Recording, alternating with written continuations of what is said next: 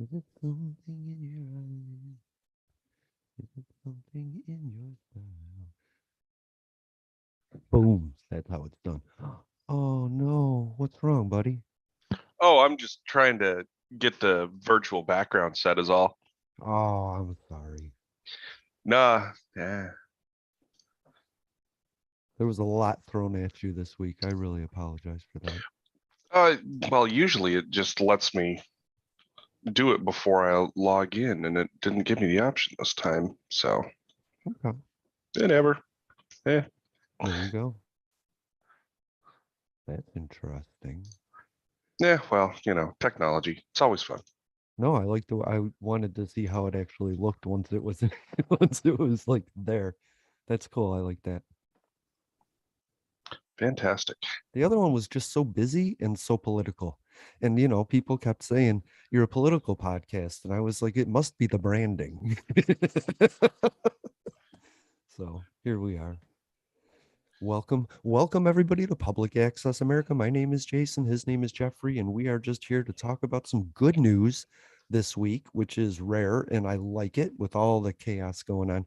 Jeffrey, I put our Just the Tips up on TikTok and Instagram. They were seen almost 1,000 times. I Hmm, love that. nice. People love them. It's like we had both of them on Instagram, and I love watching people just get these simple little tips. So we're going to keep doing that. I already have like 13 made, and if we do those at the end of the episodes, then we can just keep raking them Mm, in. I love that. there you go. um I tagged it on Twitter so that everybody would know we were going to talk about it. How was your oat milk? Ooh, so round two, definitely better. I still need to tweak it a little bit, but by far much better. The second Nice. time around. I love that. What is the process? I just want to know so I can try. So what you got to do is you've got to soak the oats for a minimum of 4 hours. I honestly, I I just start soaking them right before I go to work, and then at night when I'm doing my normal get ready for bed routine, I fill up the thing with water, take the oats, drain them as much as you can, and then you dump that into this basket, and then throw in teaspoon of vanilla, 2 tablespoons of agave syrup. You can throw Hmm. in some salt, and then I put it in the blender thing, and takes less than 5 minutes for it to process. Dump it Wow. into the glass container, throw it in the fridge, and I got cold oat milk in the morning. That is so cool. And you can flavor it however you want then. Yep, yep. You That's can cool. you can flavor it. If you want strawberry oat milk, you can make strawberry. If you want to do coconut, cashew, almond, whatever. Mm, I like Um, that. for me, I tend to I have to not do so many nuts just because a lot of them contain oxalate, and my kidney stones are calcium oxalate stones. So, like, I have to be careful with oxalates just so that way I don't mess up my end up getting another kidney stone. Fuck that shit. Perfect. And I want everybody, they don't realize that their ancestors suffered with kidney stones going, what the heck is this?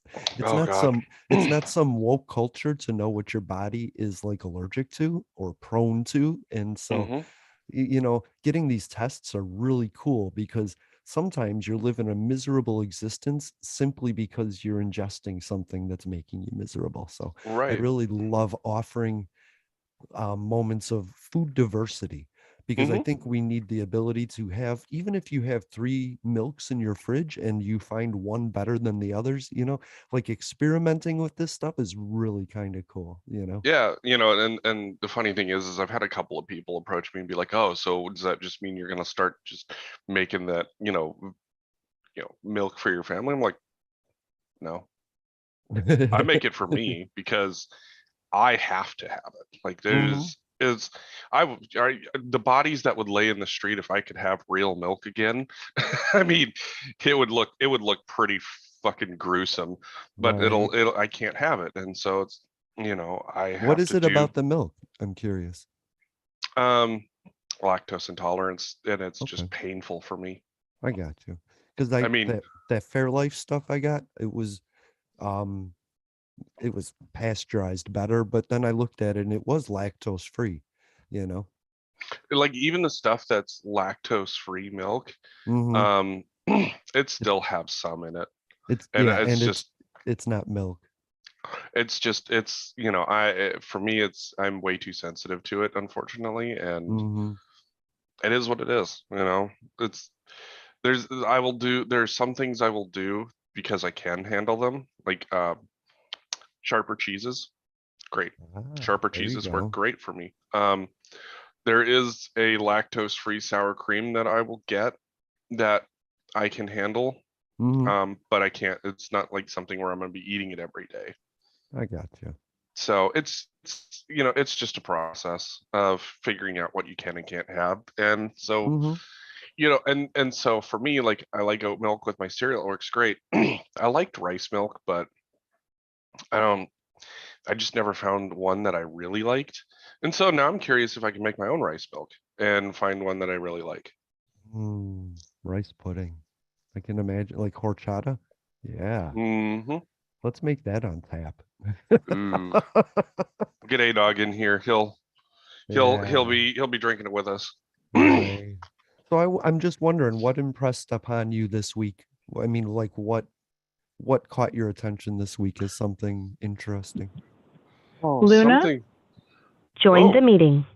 hey, Oh, we got okay. somebody jumping in. Apparently, that's cool. We've been having a hard time getting our the times correct. We have in our second hour we have a guest from Sweden, we have a guest on the East Coast, we have you on the West Coast and me in Central Time. So it's been a jump. But yeah, what's impressed upon you this week? What's the story of the week that's like caught your attention? Let's see. I mean, there's a number of different things out there that have caught my attention. Unfortunately, it's uh this one I've got to go with this one because I'm a data analyst and I know that Nice. we've talked about COVID into the ground. But, Not this is lately. I mean in the past we have it, but here's one that I've got to bring up. So, there's been a couple of scare articles that have come out, and it's like, oh, the BA2 variant, subvariant of Omicron is quickly becoming the dominant strain, and what does this mean? And okay, well, what does this mean? So yeah, Europe is actually seeing some increase in cases right now. Now they've done a number of different lockdown strategies, masking strategies. It's been all over across the board. Mm, Um, their vaccine uptake was, I would say, initially better than ours, but if I remember correctly, their booster intake has not been as good as ours. Not that ours is really all that great, um, but um, you're actually starting to see this problem break out in China too, where yeah. severe lockdowns have hampered everybody's ability to uh, actually deal with the virus, and Yeah, because they're now not it's creating up an immunity or a resistance. They're hiding from it, which we all knew once Omicron swept past them would devastate them. hmm and that was the thing is that when you have low vaccine uptake and then a wildly spreading variant, Right. that's not a good thing. But here, I think what most people don't realize is that almost 70% of the population is vaccinated, and now here as well we've got things like Omicron specific um, monoclonal antibodies. Hmm. We now have Paxlovid, which is the basically the what we call the COVID Z pack, Right. and we have widespread testing as well. They're And developing generics for those COVID drugs too. they're going to be, and that's where I was going with this is that that's going to be produced in 35 different countries, Yeah. and to me this is how we get into the endemic side of COVID. I mean, Hmm. to me, I would say that in the US, we're already there. We're already going to treat this as an endemic because we have all these tools. But for the rest of the world, especially in places like Africa, where it's going to be a lot easier to get people to take pills than it is for them to take vaccines, like Agreed. especially if they're sick. Like this is definitely going to be better. And in a lot of ways, kind of one of the things that we've talked about in the past is that you end up stumbling backwards into live attenuation, because this really shuts down the virus's ability to reproduce. Your body goes, oh, hey, cool. I know how to fight this. It doesn't overwhelm the immune system.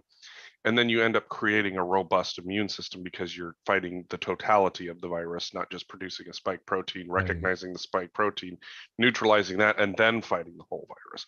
So, Right. in a lot of ways, like what you're seeing is, I would say, going to be very close to the endemic route of Right. COVID here very soon. We've And built and up we the will, world T cells, the Earth's T cells to a point to where we can make progress. right.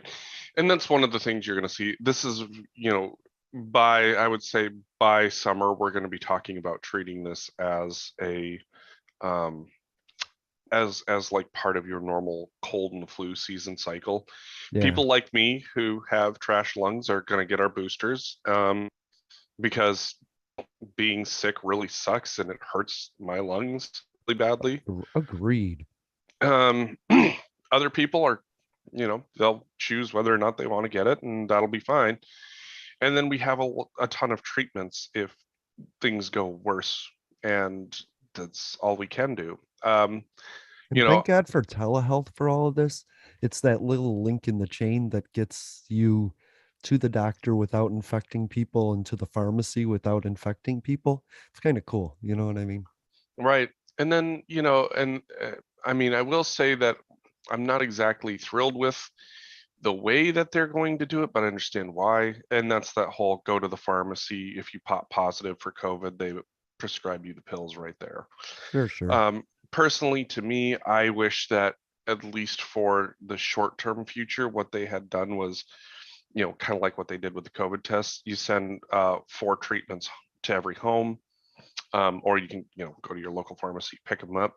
Mm-hmm. And then if you pop positive at home, and then that way you have number one, tests at home. Number two, one of you pop positive, then you can monitor everybody else. And then as soon as the next person pops positive, you just hand them their pack of pills, get them to take them, and you just monitor everybody in the home. And then that way, rather than, it's like, hey, if I pop positive, everybody stays home. And if everybody stays home and then the next one or all of them pop positive, we all take the pills at the same time.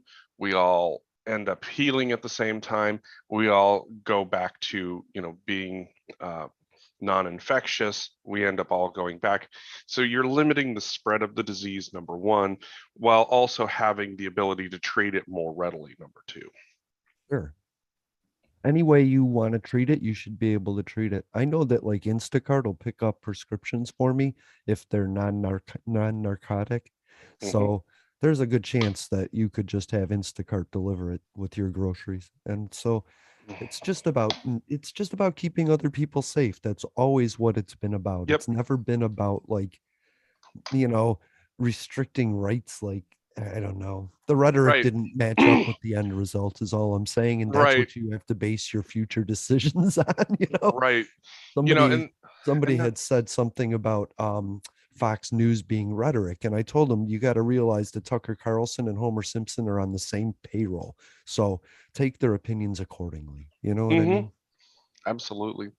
And that's Absolutely. and that's just it. The idea was to keep people safe.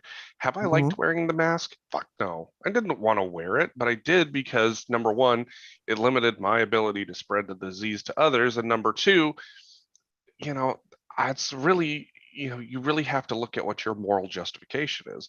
For me, as long as I kept other people safe, um, to a certain point, it worked for me. And now we're at the tail end of this. And realistically, there are probably very few scenarios where I'm going to wear a mask. Like, for example, I'm hoping to get out and go see a friend of mine in California. And when I fly there, I'm probably going to wear a mask. Why? It's a freaking flying sardine can. Someone's going to be sick on there. Number one, I don't really want to get it again, again. No, I Being, get it. Yeah. uh, so, there's that. And that's really all it boils down to is that yeah, the masks aren't as helpful as we would like them to be in the face of Omicron. They're still better than nothing. I think we all had fun with them. But it was all a little piece. It was like a bumper sticker on our face. And I Hmm. think I think we all had fun with that. Even the people that didn't want to wear masks, that were forced to wear masks, they got to have their say on the front of their face. You know what I mean? Absolutely. And that's cool. Absolutely. That gave us more chance to protest. And so Hmm. we could have had fun with it as a country. We could have had like designers designing better masks and great masks. We could have walked around with like Boba Fett helmets on, but no, we had to political whatever. We had to make it Politicize. yeah. And Yeah. I hate that. We could have had fun with it and we didn't. Absolutely. Well, and some people did. Like some people had a lot of fun with it. Like Hmm. the ones that figured out, how to, print like what looks like their face with a mask down around their chin. Yeah, right. I That, love that I was technique. like, that one's annoying, but it's also kind of funny. Yeah. Um, and there were a couple others. There were definitely some, I would say some really fucking hilarious ones that I saw. Yeah. Like one person I saw wearing a mask that said "looking for my twink," and I was like, you know what? Yeah, Yeah. you find your twink. My favorite was the reversible. Got it, don't want it. Yep.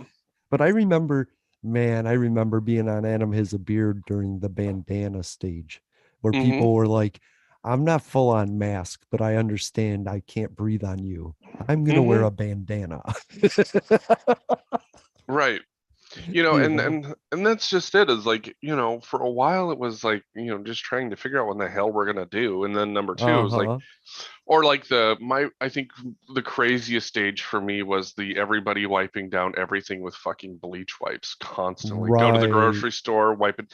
And that lasted about 3 fucking months, For you, maybe. for other people with seniors in their homes, like my friend, it lasted the entire time. Yeah. And so like, yeah, Yeah. by summer, all of us were just like, ah, fuck it, just rinse it off. Right. And Yeah. and that's when we found out it's like surface transmissibility wasn't really a thing because it It, doesn't yeah. really live all that long outside of on surfaces, but Yeah. it transfers really fucking easy and fast through the air, turns out. It's funny, like January 24th, I met a girl. I asked her to move in because she didn't have anywhere else to go. And then we got locked down. And it was so hilarious because we didn't even really know each other. I was like, oh, well, you need a place for a couple weeks. Come stay here until you transition. You're cool. And then it was like 2 months of lockdown. Damn. What are we gonna do? Right. Eh, she was a wonderful person. But yeah, we've gotten away from COVID. And I remember you saying that Sputnik wasn't a great vaccine, and it makes me think, not to get full on Russia, but it No, no, makes no. me It's think that that Sputnik. could be another thing going on in Russia. You know what No, I mean? Sputnik was a good vaccine. It What I didn't like about Sputnik was the lack of testing that they did. Like they tested very little in comparison to like how we test. Like that was my Gotcha. biggest complaint about Sputnik. No, Sinovac, the Chinese vaccine was not a good vaccine. That Okay. one was not. Um, Russia's vaccine was like on par with Pfizer and Moderna's. It Of was course it was. supposedly, That's where they got their information and studies. probably, And but I'm yeah, good with that. it was supposedly like 90 to 92% effective. And Yeah. it's hard to say, we there's a there's a strategic lack of information that comes out of a lot of countries on how effective Mm-hmm. their stuff is, and that's fine, but my biggest complaint was that number one, we just never really got to see uh good solid testing data, and number two, Right. they just went full ham on it. um Well, I so always thought that information should be open source, so it wasn't a comparison. If China wanted to make their own and brand it their own using the information the World Health Organization offered, that's fine because when then we have a standard, you know what I mean? right, and I think that we will get there. There's Hmm. because we had talked about a couple of vaccines that, that's what they were doing, is they were open sourcing it. Right. So They so they so should.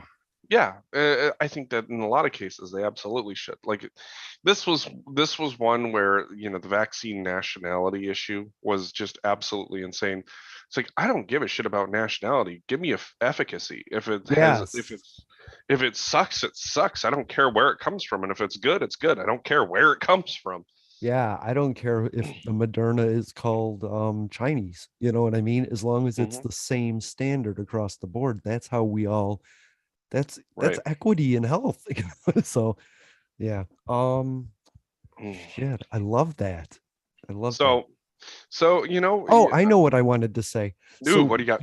you were talking we were talking about making the pills generic and so Hmm. that they could be produced in Africa and across the seas and all over the world. And I Yep. think that's great. I think we have to be really careful about who we do that with, because I saw that story, and when I looked at like the countries they were considering offering this to, Libya was one of them.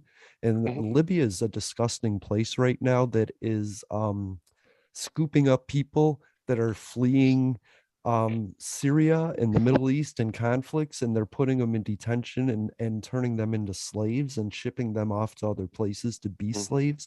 And I have that's way down on my list of notes this week, but I don't want to invest in Libya right now, you know. Well, and this is this isn't us investing in anything. This is, hey, here's the patent. In order to make it, you have to figure out how to make it. Okay, then I don't want the Yeah. because the European Union actually helps to fund these detention centers, and so they're part of this, and it's a little ugly dark side that has some reporting. But for right now, let's just pause on Libya. Let's let them get straight, you know, Right. before we start building infrastructure that's built on slave labor again in another Again. part of the world. Can we just not do that, Uyghurs? We miss you, Uyghurs. And realistically, like, you know, the problem with when it comes to any type of medication and its mass production, Hmm. like I'm gonna be real realistic. I guarantee you that somewhere, someplace that is going to be producing this, if you dig into what the government's doing, you're going to find some shady shit. It doesn't Yeah, matter I if it's know. Russia's, China's, ours, one of the Europeans, Africa, Asia, It's gross. It's Pacific just Islands. gross though. It, it's kind of, we kind of had this discussion here along, when Joe Rogan was getting canceled by everybody because of who he had on his podcast. Who? It's like Joe Rogan. I don't remember. Who's Oh, he anyway. got canceled. Oh, some guy. So some guy got canceled, whatever.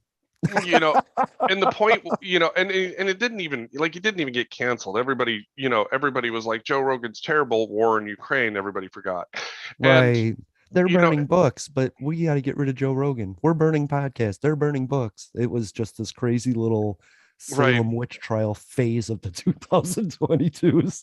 man, I don't know, like, I feel sorry for kids who literally are going to study this in their history class in high school. I'm going to be Uh-huh. like, all right, before we get into the next section, I'm going to need you to do a line of cocaine because this is going to be a wild ride.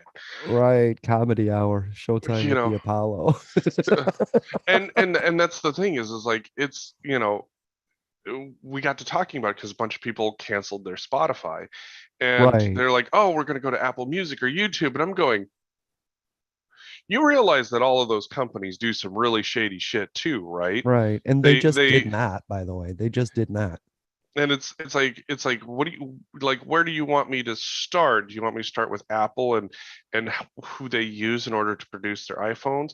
How Mm, about Google and their policies on gathering and selling data? Facebook? Oh yeah, we can talk about how they manipulate your emotions. There's actually a study behind it. Like, yeah. pick your company that's going to be offering any service, and I guarantee you within 5 minutes you'll find something really shitty and shady that they're doing. And Yeah. so, if and the thing about Joe Rogan is that the guy is, number one, an idiot, and number two, if you look at the range of guests that he has on his podcast, I mean, he's had everybody from like Neil deGrasse Tyson, to some right wing nut jobs. And that's the thing is that Joe Rogan just has everybody on there. It's like, so what is it?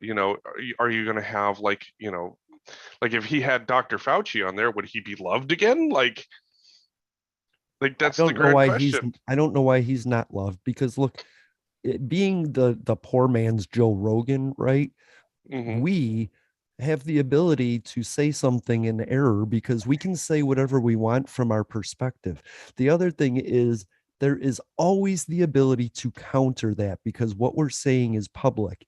And at any time, somebody can come in our chat and say, Jeffrey, that is ridiculous. That's not how you make oat milk. Here's the way to make it. They can Exactly. dispute it.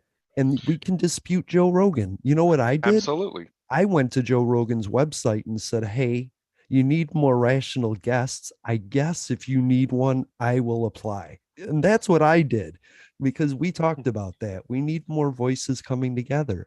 I wouldn't mind Joe Rogan being on here. I wouldn't bend my views to his perspective, but I wouldn't, I right. would And I try wouldn't and mind find sitting common down with him. ground. Exactly. And I wouldn't mind sitting down on Joe Rogan's podcast as, a nobody and sit, Right. and have some real crazy and open discussions with him. That's But right. but that's the thing is that, one of the things that we have to really think about is, free speech means that you're going to have people that say things that are incorrect. But free speech also means that you have the ability to correct things and Right. say, no, what you said isn't correct. Here's the correct information. And when you post that information, you have other people that are going to have the right and the ability to dispute that. It's That's like if I right. say something incorrect and somebody pops in the chat and says, hey, no, that's not correct, here's the data source, and somebody looks at that data source and says, okay, you got that from some random .org website. In their about me section, they literally talk about being a liberal or a conservative bias, meant for conservatives, meant for liberals. Then automatically, like, the data that you're going to show me and post to me, I'm going to question as biased. And as a scientist, that's my job, is to look at what is and what isn't accurate. And Uh, guess what? That's the glories of science in a free speech democracy, is that everything that you do is going to be questioned by people who have the ability, not just a voice, the ability to question you. And they're going to actually do research, not the I did my own research. They're that's going the to problem. actually do research. They're going to look at what you have. They're going to find data sources that are available. And they're going to either say, oh shit, yeah, you were right, I didn't think about that, or no, you're Mm-hmm. wrong based on the interpretation of the facts. And that's just it, is that everybody's going to look at things like this. Like I said, if Joe Rogan showed up with Anthony Fauci on his podcast tomorrow, and Joe Rogan was interested and enthusiastic and asking a ton of questions, non-combative, but really just digging into the wilds of what, diseases are and how it works, everybody be like, Joe Rogan's a hero. He had Dr. Fauci on. And it's like, this dude just No, literally has a number of fucking people on his podcast. Like, it was kind of like when Elon Musk was on there and everybody was like, oh, Elon Musk. Oh, Elon Musk. Elon Musk smokes a joint. One group goes, the group that was like, oh, went, Elon Musk. And the group that was like, oh, yay, went, why would you do that? And it's like they fucking melted down everybody over fucking Elon Musk smoking a joint on Joe Rogan's podcast. I It was I like it think was hilarious to me. I And think meanwhile, I just saw somebody who was just like, yeah, fuck it, I do what I want.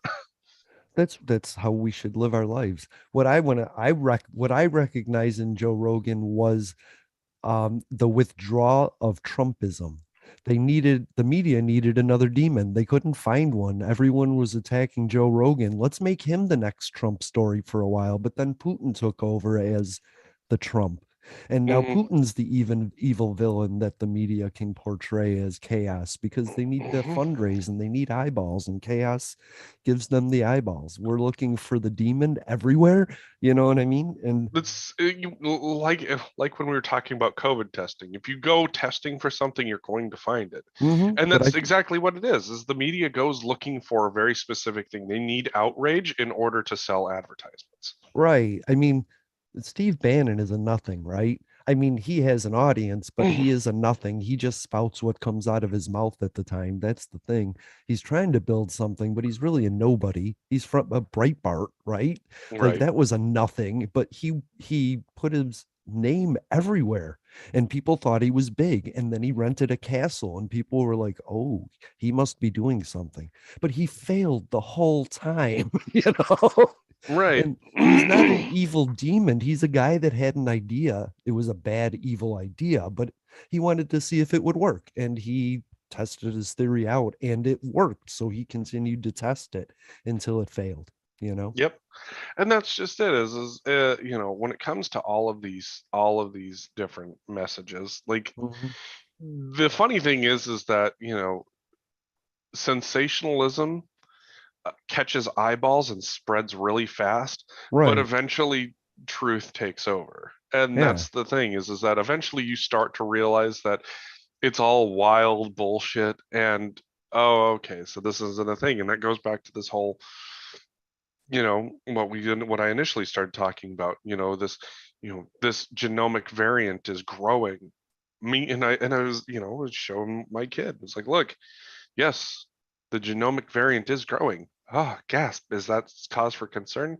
And so I showed him, it's like, this is what it looked like when the genomic variant was growing and we had Omicron on the rise. Oh, now look at this genomic variant. Yep. Now look at the case count and death count. Oh, it's going down. I'm like, yeah, so there's not enough difference between Omicron 1.1 and 2. These variants spread so fast initially that probably most people got exposed to it. And Right. so now that this BA2 is starting to grow, it's growing because there are people that didn't get exposed to it. And this one does outcompete those other viruses. But the Hmm. case with case counts still going down, it's not exactly something where we need to go gasp and, hide, behind anything. Well, but I think we got vaccinated. Some of us got boosted. Some of us got boosted and not vaccinated. Some of us had to go through the process of getting COVID. And through all the combination of all of that in the hardest way possible, we reached herd immunity of some level. You Hmm. know, it's just it didn't have to be that difficult, was my point the whole time, but No. we did it. We did it. And even the unvaccinated helped by getting it. And a lot of people got COVID and then went and got vaccinated, and they Yep. had super immunity. So in Yep. in every way possible, everybody did it the way they wanted to. It's just we cried and complained the whole time at each other like it was political when it wasn't, you know? It's a fucking virus. It didn't care what color you supported, what Right, political direction you lean. Fuck, you could have been a communist fascist and it wouldn't have fucking cared. So it's like right. it's And an oxymoron.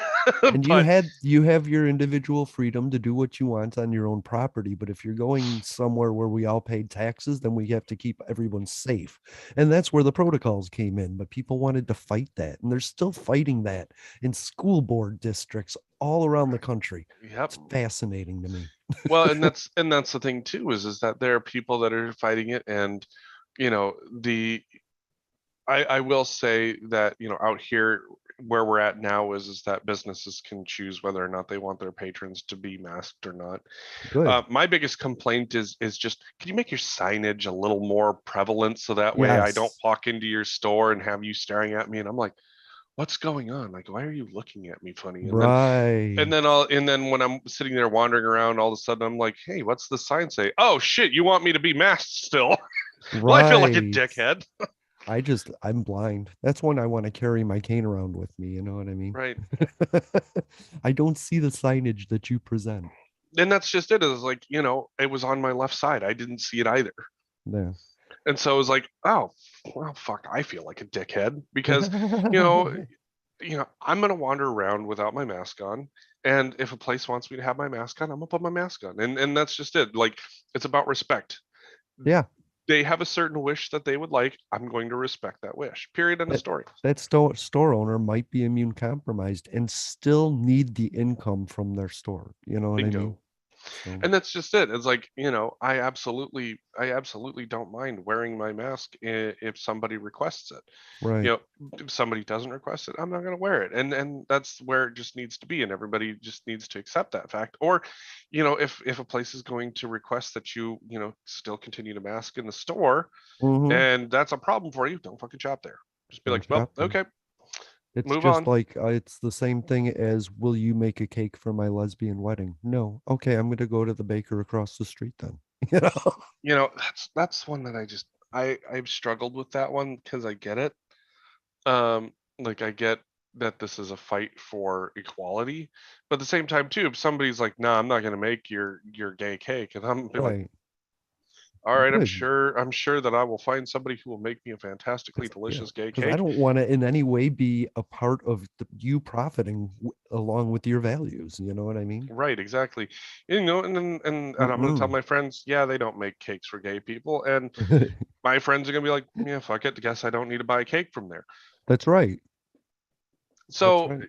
realistically speaking, like it's not like, for example, this issue with that one clerk who refused to marry the gay couple. Right. I forget where That she's was a from. while ago. Yep, Kentucky or Tennessee, one of Kentucky, them. one of the two right there. But there, you have the government actually, a government uh actually denying what has been decided as a constitutional right.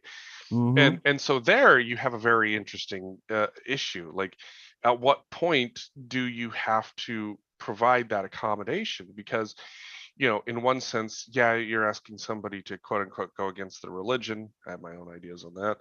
But at the same time, as a government official, you cannot deny that right.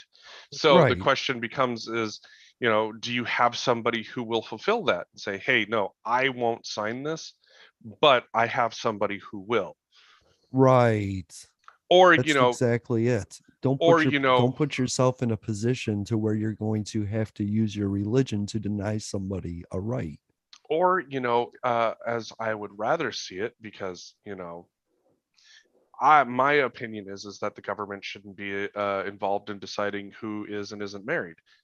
Period. End of story. That's right. The government can decide who is a taxable entity. Let them decide that. The And yeah, only the only decision that I care about in terms of marriage is, are they 18 or older? Legal age of consent.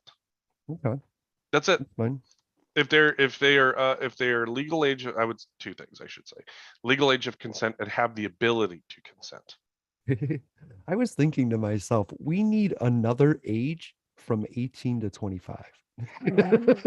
Like, I don't know if y'all are full on adults yet, but you deserve some certain freedoms. But my God, I don't want to give you the keys to anything just yet. Well, and the reason I stick with 18 is that if you're old enough to die for your country, you're old enough to have a beer, a smoke, a joint, whatever. Oh, I Um, agree. I that's my mentality, because if we're gonna set it to 21, then Hmm. by all means, then you can't recruit anybody into the army until 21. If you Okay. can't make the decision to go have a beer, or go smoke a joint, then the fuck is this idea that they have the mental capacity to go kill somebody in a foreign country? Like, that doesn't make That's any sense. crazy. And I wanted to say Vladimir Putin walks around strutting his stuff and smiling, but we all know him as a baby killer. But what was even really worse to me, Jeffrey, in the pit of my brain about that was that he was sending young adults to kill babies.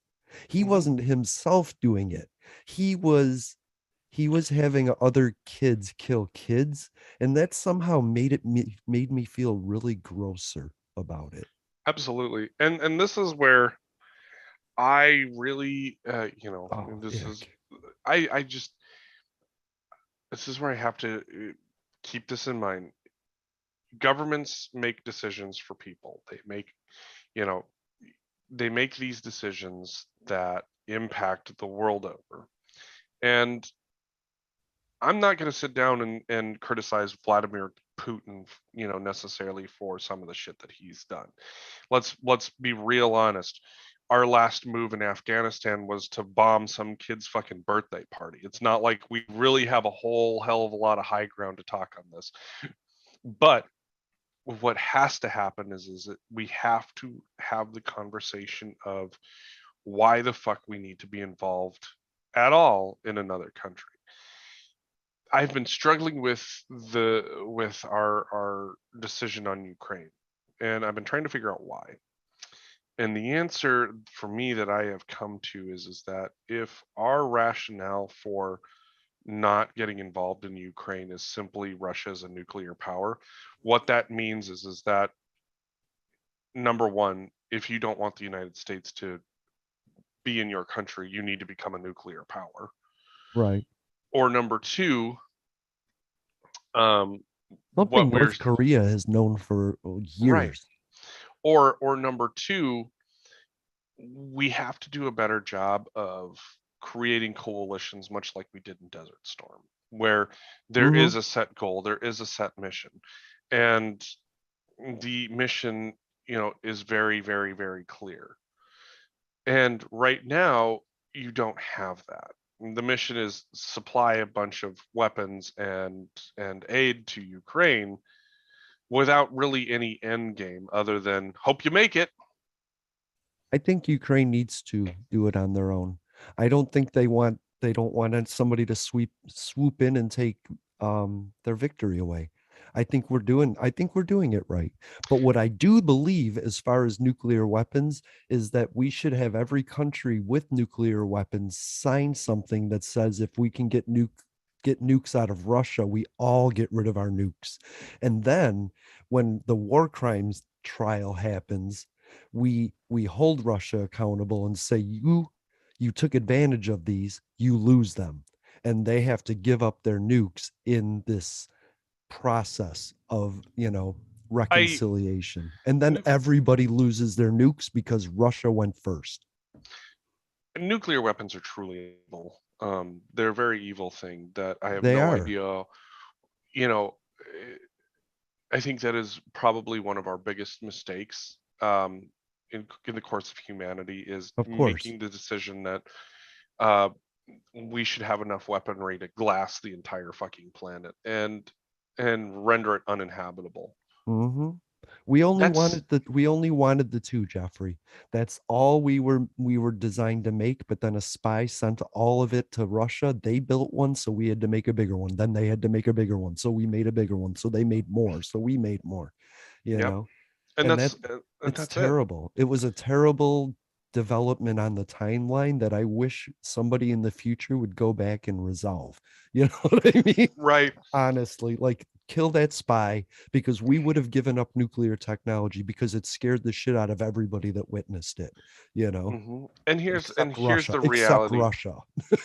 Well, except the Soviet Union, we'll go with Russia was that. like, ooh, give me more of that. you know, and when you sit down and you think about how tragic nuclear weapons are, Hmm. you know, you have to think about the fact that they've only ever been dropped in anger twice, and it was us. And what it destroyed, it wasn't like, it destroyed just a military target.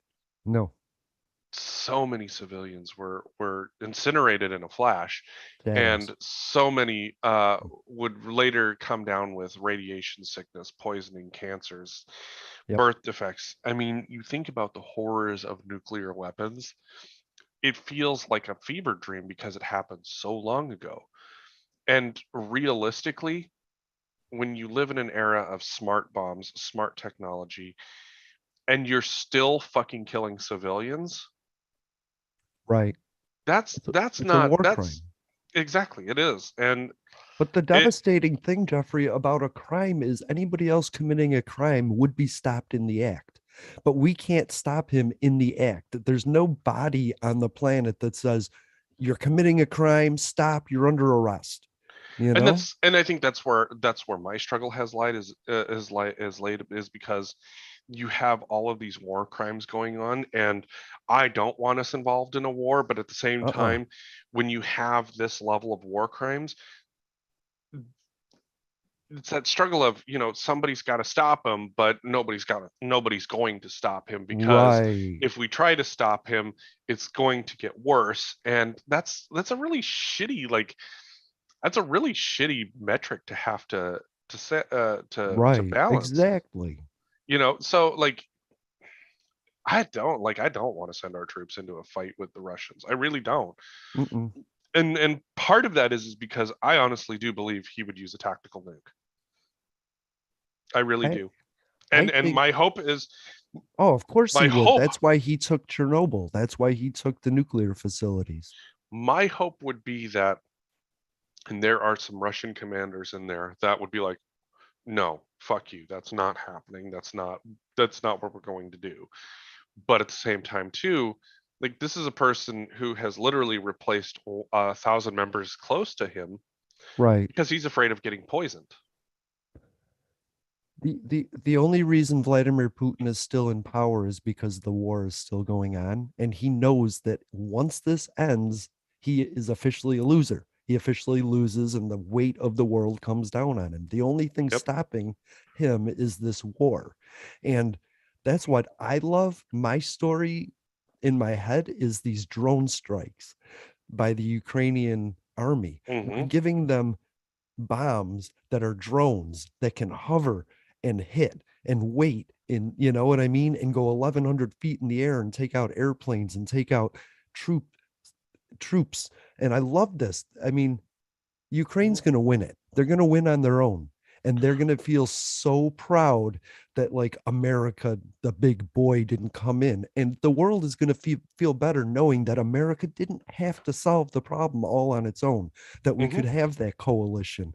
This is going to make the world a better place. And Ukraine is going to be a part of the European Union. Somebody said Hmm. it. After this, European Union is going to want to be a part of Ukraine. And that's Absolutely. true.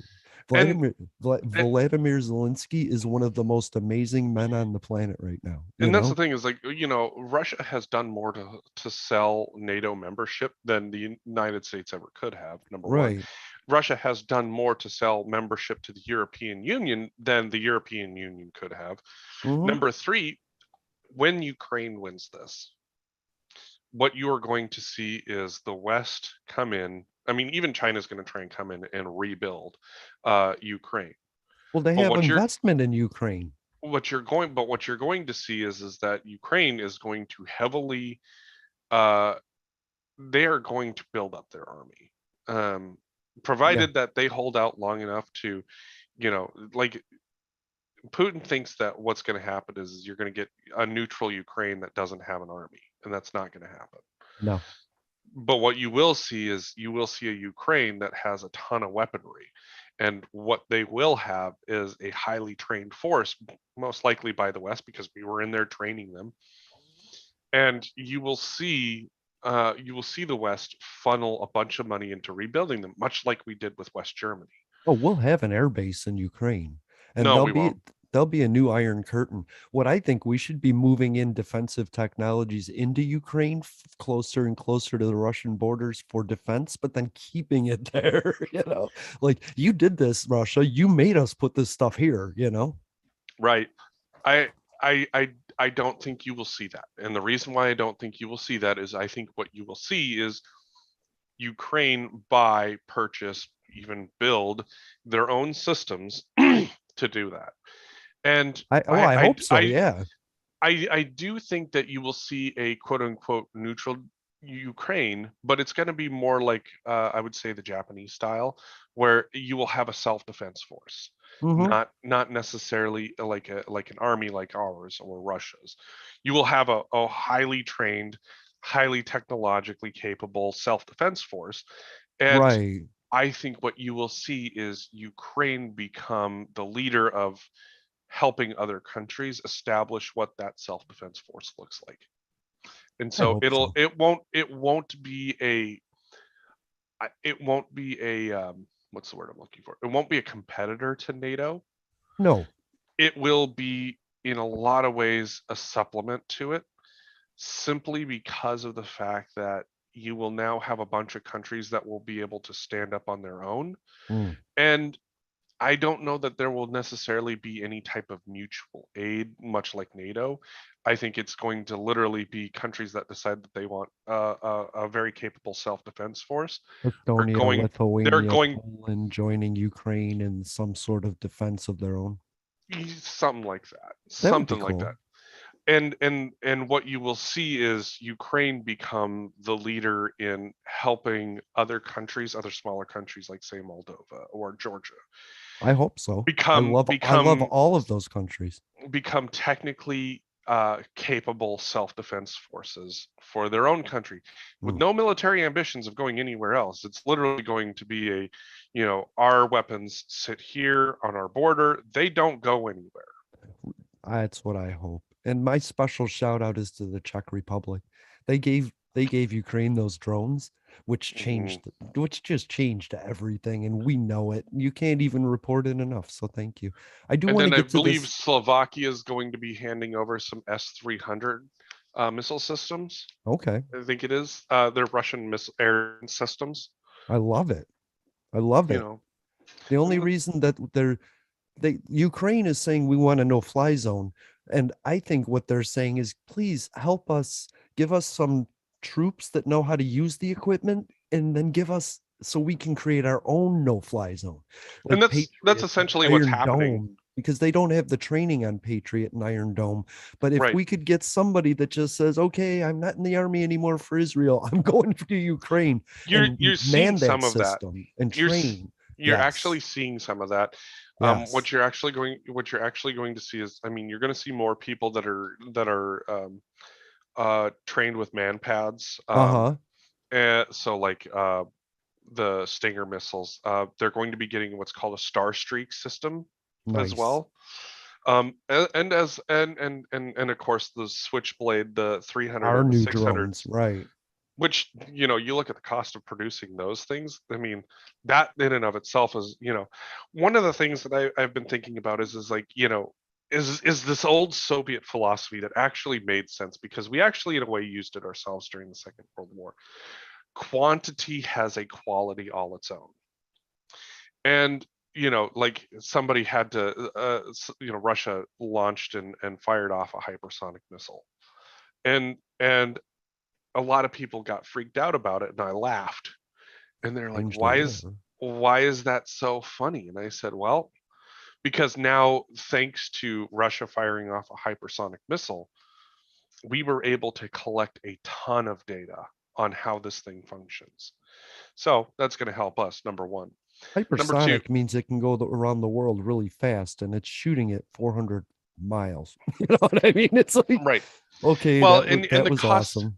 Well, and here's the other thing is that the cost of a hypersonic missile, the Mm. one that Russia shot off, is like $105 million. That in and of itself is only a flex, is all To that do is. something that a dummy bomb could do. Exactly. Yep. And so basically it's, the idea that it's a piece of psychological warfare, it works for Hmm. the general public, but anybody who knows what the cost of those things are, you've only got a limited number of those, and realistically, the application for hypersonic missiles is extremely limited. And four of those Stingers drones are going to do just as much damage Well, and for that's, $2,400. You know what I you know, mean? and here's the other realistic part of this is that, the US does have its own hypersonic missiles. Hmm. The issue at hand isn't that we don't have them, and the media keeps reporting on setbacks in the reliability. We had one that circled the planet, something like 6 or 10 times, and then re-entered and hit really fast, but Right. at a cost of over $100 million. That's not a practical application. You could literally build an F-18 for that cost, Mm. and that F-18 is going to be able to hit more targets than one hypersonic missile. It's an ineffective weapon because it's Right. a single use weapon. Like if your goal was, okay, you have a country that has an advanced air defense system, and your goal is to take out that advanced air defense system without sending a person in, sure, maybe a hypersonic missile might be worth it. But for the cost, like, you have to be damn certain that that's what you want to do. Otherwise, all you're doing is literally just blowing fucking money out of your pocket. And number Yeah. two, the idea that we don't have the ability to shut down a hypersonic missile is really fucking dumb. We shot down a tumbling satellite that was going at 18,000 miles an hour up in space with a fucking standard missile back in 2008. So the idea that we couldn't take what we now have are ship mounted lasers to shut down a hypersonic missile, Mm. Yeah. because nothing travels faster than the speed of light. Nothing can. So, realistically speaking, if we know how to track a hypersonic missile and then use a weapon that moves at the speed of light to shoot it down, and it's a weapon that can't really be mass produced because it's too fucking expensive. Right. It was designed to travel around the earth until it was needed, till coordinates were fed into it. Right. It was meant to be like this giant I'm gonna fuck you at any time. China wanted one too, you know? They It's just want it's these nuclear missiles traveling around the globe until they want to switch it on. But Russia realized that building a nuclear propelled fucking missile just creates a ton of havoc in your own waters. You know what I mean? well, and that's the thing is like it has, like I said, it has very strategic uses, Mm-hmm. but they're so fucking expensive that it's not worth it.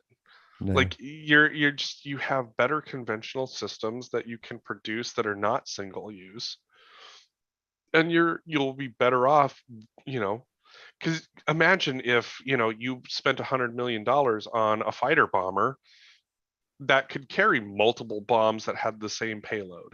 Right. It's, and then you can go back and load it up with multiple bombs again and again and again and again and again. It doesn't make any sense to spend that kind of money Mm. on something that is literally just going to crash into the planet once. And and that's where the US is that, are we trying to develop other hypersonic missiles? Yes. Why? Because at the current cost, it's just not cost effective as a weapon. Right. It's not that it doesn't work, it's just not cost effective. Oh, so we only have a couple minutes left in the episode, and I did want to talk about my favorite thing of the day, just Ooh, really yeah. quickly. So, I have how I've felt about the border was a big thing, but Yes. we've been treating the kids on the border. It's been torture, mental and physical torture, and I found a story from Holly Cooper from UC Davis Immigration Law Clinic, and I thought it was so cool because a judge ruled that they can't treat those kids like that anymore. And we don't have a lot of time, but I think it's real important to realize they ended Title 42 for the children being held in immigration. They've given them rights. They weren't allowing them to go to their families. Title 42 said because of COVID, you can't enter the country. So they were all being detained based on this protocol, which meant they couldn't go to their families. They couldn't Mhm. communicate with their families. They couldn't go to brothers and sisters. And in the time they were just rotated and they were stepped up, which meant they were sent to juvenile detention, full on prison for kids, or tent cities, or anywhere without any reason for it. It was because they needed to put them somewhere, not because the kid was bad Mhm. or anything. And that's all changed thanks to a group of advocates. And we're not torturing kids. There's not kids in cages anymore, Jeffrey. You know, We're that's going to get appealed. That hasn't been ruled on by the Supreme Court. well, it's not. I don't see any reason why it would. There's no reason to. Why would they overrule that decision? It's a perfectly great decision. You you ask why would they overrule it, and then I say, Yeah, I well, do. look at our government, because the reality was is that when Biden took office, kids in cages should have ended, and it didn't. And it didn't. And we've been pushing. This is a 2018 case. Like Biden didn't do it. Biden Nope. didn't make the decision to give these kids the rights that they should be afforded to under our constitution. Nope. A judge had to do it. I'm not giving Biden any credit for this. Nope. his And stand that's, and the his stand reality on is, immigration is just slightly less disgusting than the Republicans' stand on immigration. and America's stand on immigrants is disgusting. and the reality is that this isn't over yet. I Okay. It would surprise me if the feds didn't appeal. It would really surprise me if they didn't appeal. And when they do Wow. appeal, what will happen is they will immediately put a stay on that order by that judge, Hmm. and all of those treatments will still go back into effect. And until this thing gets decided by the Supreme Court, which is most likely a few years out, it's like it is a good ruling, Yeah, it is. but this isn't done. Okay. I'm Because looking forward to that. only because I have been a part of this system for a long time, Right. and unfortunately I know that if it's not you know, let's say the Ninth Circuit that gets the appeal, it's going to be something like the Sixth Circuit that Yeah, does. this was ruled on in California. I just don't see any reason to advocate for torturing kids. Merrick Garland, I don't know why he would. I don't see any reason why he would fight this. It's not giving them any special privileges, it's giving them basic rights. That's the thing is that most of us would look at this and go, and I don't see any reason why Right. they would do this.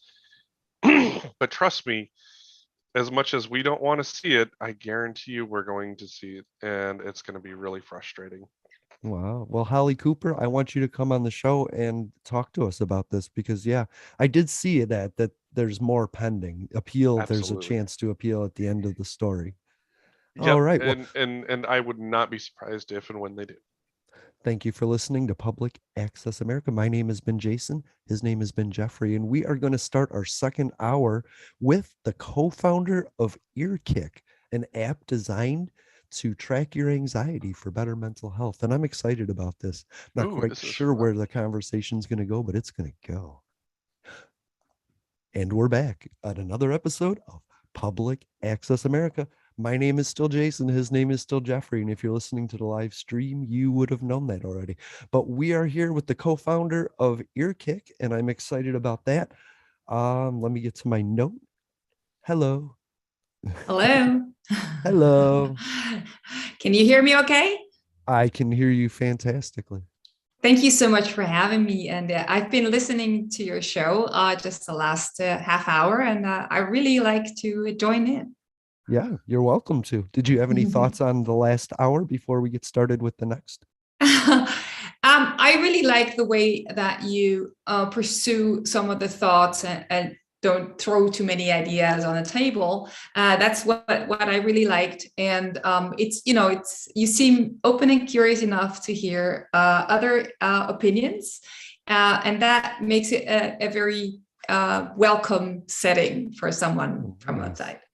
We come from very different political thoughts, so we try and keep it human because we agree on those together. We both agree on that. So Absolutely. That's good. That's good. yeah. Um hey everybody, congratulations. No, congratulations isn't the right word. We are celebrating Muscular Dystrophy Day, and I just wanted to say that because I'm scrolling through my note trying to get to our second hour at the same time. I put so much in the note because I'm never quite sure where we're going to go. Am I talking to Kieran? Yes, you're Okay. talking to Karen. I love it. I just wanted to get the name right. That's going to be in our note. That's in the live description. Everybody, honestly, go check out and download the EarKick app. Follow them on Twitter at EarKick app. That was awesome that you added that so I could tag that properly. And it's really interesting to me because I had to track my blood sugar, and so this works for me. And then I think about it, I don't have a lot of anxiety because I have a basically isolated life, but the pandemic has brought people's base anxiety from a level where I'm at to a 6. And so anything above that, my friend's she's getting married, she wants to have a baby, but her levels have been at 6 because of the pandemic, and now she's shooting at like a 9. She's having anxiety attacks. And I find it really interesting that you developed something that somebody could look back at after a month and say, huh, that caused something, you know? Yes, Yeah. absolutely. You got exactly to the core of what we're trying to develop. Here's the thing. There's many things we can't control in our environment, in our lives, even in our body, right? But there are a few things that are in our hands that we are in the driver's seat and for. And that is tracking, for example, because as you say, a lot of people, don't know what anxiety feels like until they have it. And just, to tie into your prior conversation about the Ukraine, the war, within a day or two of the war breaking out, we were able to measure life, how the anxiety rose 20% and the engagement with YAP, which is it's a massive number. And to see it live is something where we went, yes, that's what we wanted to show as well. To in the moment see how it affects people who are not even geographically close to Europe or to Ukraine, Right. to see the levels go up and to see people trying to do something about it, because the use of the app increased almost as much not just the level of anxiety.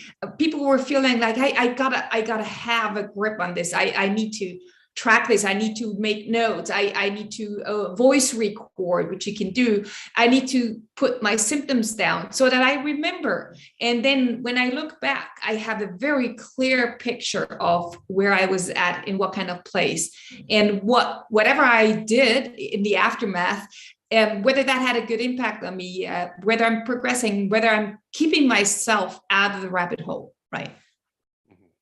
That's amazing. Jeffrey is an analyst, so he loves numbers. If you spit numbers out, you will just make him happy.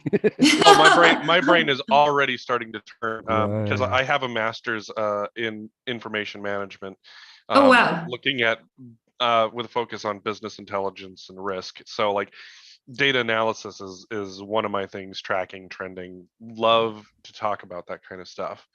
So with that information, just kind of curious, because for me, tracking and trending is always interesting. But the question is what do you plan to do with that information? What are you hoping people do with that information?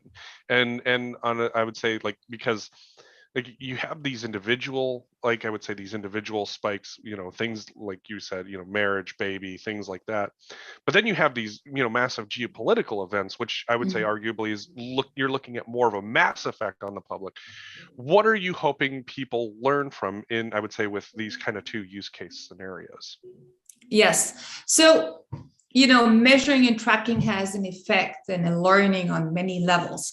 On the individual level, we get used to having kind of a second opinion.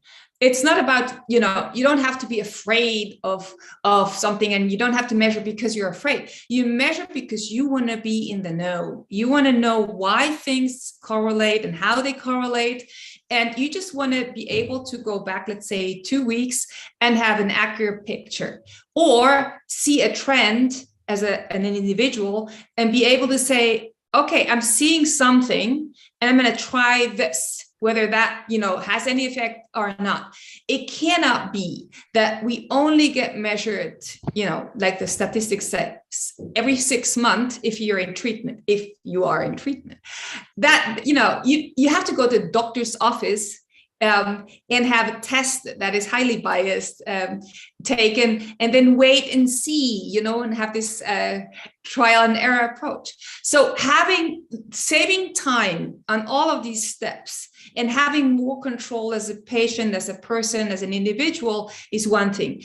I might have to, mention here that the app doesn't require a login at all. So you don't need to leave any of your personal data anywhere. The whole thing is automized and happens on your app. So That's you're incredible. always in control. Yes. Always in control of your data, of what you want to do with it, whether you want to share it with someone. You can even unshare it once you shared it. So it's really coming from a deep desire to be in control as an individual. Now, let's say on a company level, it helps you steer your, as a CEO, for example.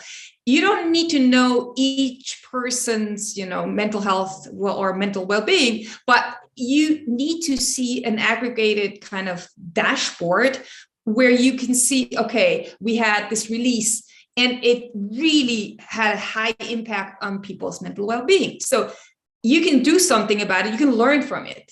And it's not just, again, this gut feeling or, oh, let's throw some nice programs on people and, and then HR is happy. No, you want to be data driven. You want to see, how your workforce is doing. You want to have early signs, as many as possible. And you want to be able to do something for your workforce while you still can, right? Because everything that, every delay, every gap is going to be so expensive in productivity, in money, in opportunities, in happiness, if you will. Mm-hmm. And the same applies to regions and countries, if you were to take this a step higher. And this opens up so many opportunities to have in real time signs from people.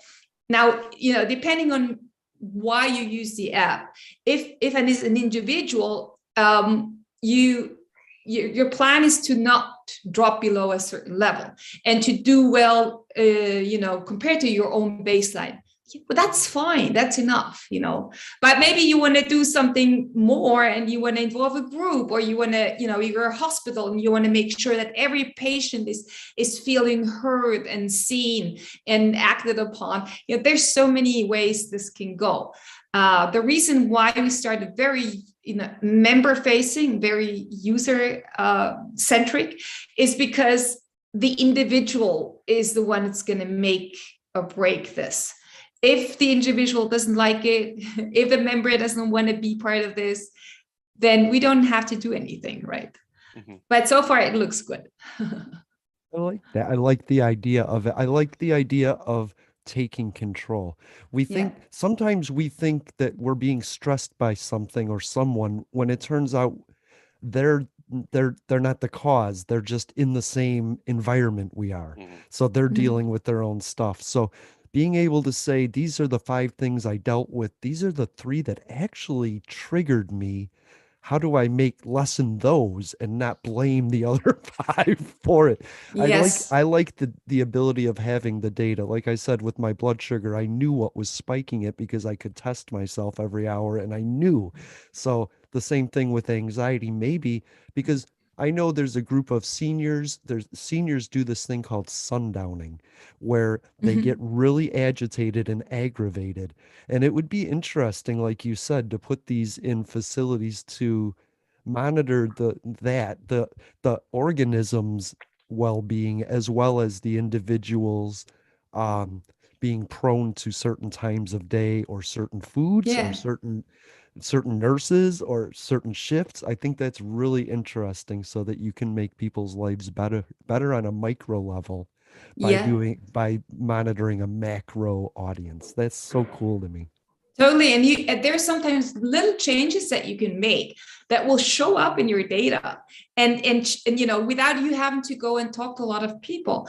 And we noticed that, some people who obviously are in contact with us, they tell us that when they have an anxiety attack and they have all these rumination and all these weird thoughts that haunt them, they take the app, they voice record it to themselves, so that when they've calmed down a bit with our breathing exercises or guided sessions, they can listen back to it and then diffuse it and go like, all right, okay, but that's that's not reality, okay, but that's not a fact. And so they can work on their own without having to go out and expose themselves too much. So they're more comfortable speaking to the app that they can control than telling everything, let's say sometimes even to the therapist, because they need to make sense of it first, and they need to kind of is that really what I felt, and is that really what I'm afraid of, or was it just a moment and I can just diffuse it and be done with it. So it has technology, it will never ever replace a human or the human connection, and that's not what it is about. But it can be there in moments when there is nobody, and it can help us sometimes with our shame or stigma or whatever it is, inconvenience, to still have this kind of point of reference, second opinion, whatever you want to call it, when there is no other person to help us with. And it's used a lot in this way, where people really vent into it and get it all out. And towards the session with themselves, they come up with great solutions. So basically going from a suicidal ideation to finding their own answers in one stretch. And this kind of empowerment is magic. I love it, wow. Because it's not costing anyone anything other than time, and it's not blocking any therapist or anyone that should be treating someone who has maybe a very, very severe issue. Yeah, I was actually thinking about like use case scenarios for this, and I got to thinking about, I've spent a lot of time in therapy because, number one, it's good for you. Number two, having severe clinical depression, it's trying to understand what's going on with me is a huge thing. And so for me, it's like, every time that I'm talking with a therapist, luckily I have a very, very solid memory, but I could see where like information in the moment would really help in terms of guiding therapy. Yeah. And so, like, for me, that one is it's a really neat possibility, especially as someone, which would make me so curious as to what it could potentially do. Like, for example, I know that, uh, just personal experience, autism in women tends to be a very misunderstood, underrepresented segment of the population, and trying to understand how autism in women affects them has been, well, vastly under researched. And so kind of interested to see, like, maybe what kind of directions you could look at in terms of that, because for us, looking at inclusivity, and oftentimes understanding that you know something has more uses than we might even think about. Absolutely. And this is where it becomes very interesting to have these voices come out of the audience. When we made the decision to make this completely anonymous and free, we knew that it was going to be difficult to get people to talk to us because we don't have any emails, we have nothing, right?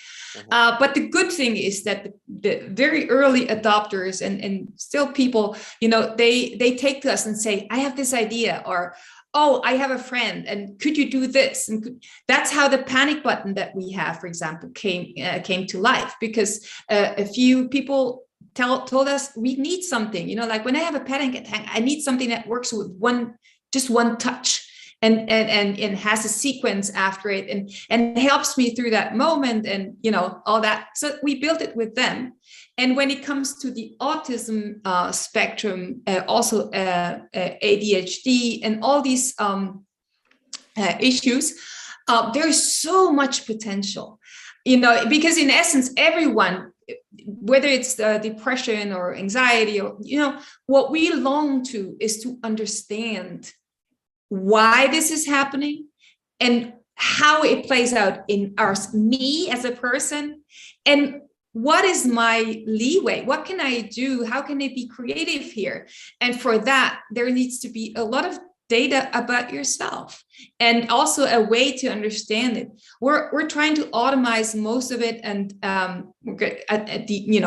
it's going to be completely automatic at some point, and it's not just going to be anxiety. It's going to be depression. It's going to be schizophrenia, maybe even things like Parkinson's and other disease. It's in essence human sensing, and it's not trying to eliminate any human abilities. It's a superpower. It's enhancing what you already have. Gives you the ability to pay attention to it. Yeah. Yes, and to have kind of the math and the data crunching and all that, not having in our own head, but having delegated to an AI that can do a good job at this.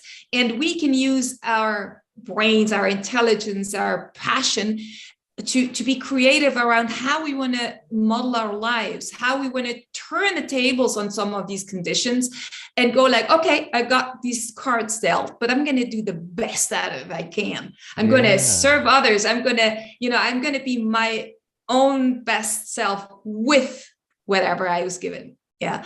And that in that sense, we do need technology, and we do need carefully protected data.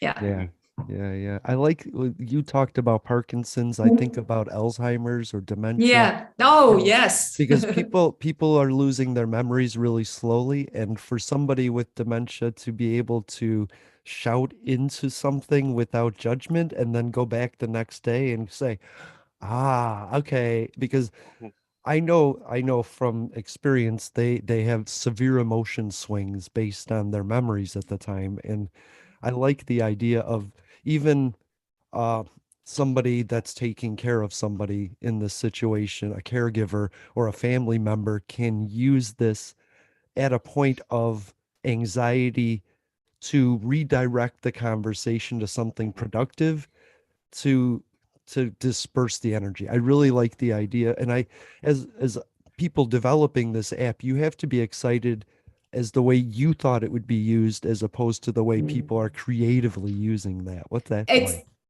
That's I'm I'm a former musician, and I always say it's like playing jazz, like improvising. You know, you have kind of red thread, you agree on a few things, but then, you know, the magic happens and everyone comes in with a solo and with some nice little licks and stuff. That's exactly what it feels like. You know, all we did was pick the song, pick the tune.